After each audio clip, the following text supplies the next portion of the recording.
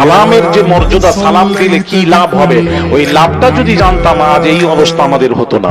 এই লাভটা কি আছে একটু শুনিয়ে দিই। ভাইরা আমার, মা বোনেরা, শেরে খুদা আলী কাররামাল্লাহু ওয়াজহু আবু বকরকে আগে বেড়ে সালাম দিতেন। একদিন বাবাজি শেরে খুদা আবু বকরের সাথে সাক্ষাৎ হয়ে গেল। সালাম দিচ্ছেন না।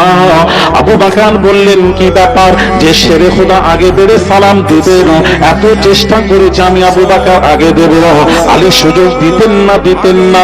এমন সময় আবু বকর কি করলেন, আলী যখন সালাম দিলেন না, আবু বকর তখন কি করলেন, আবু বকর আগে বেড়ে আলীকে সালাম দিলেন। এই কথা নবীজির কাছে যখন পৌঁছালো, আল্লাহর নবী বিশ্ব নবী রাহমাতুল লিল আলামিন শেরে খুদাকে ডেকে বললেন, আলী কি ব্যাপার, আলী কি ব্যাপার, অহংকার এসেছে আবু বকরকে আগে বেড়ে সালাম দিতে। কোন আবু বকর জানো না, পৃথিবীর সকলের নেকি যদি এক পাল্লায় রাখা হয় আর আবু বকরের নেকি যদি আরেক পাল্লায় রাখা হয়, আবু বকরের নেকির পাল্লা ভারী হয়ে যাবে। সে আবু বকরকে দিলে না কেন তুমি সালাম? অহংকার এসেছে না? ইয়া রাসূলুল্লাহ, অহংকার নয়, তাহলে দিলে না কেন?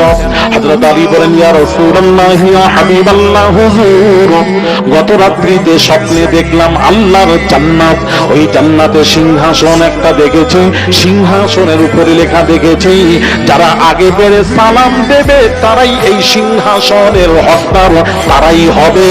আমি আলী এই সিংহাসনের হকদার, তো আমি আলী।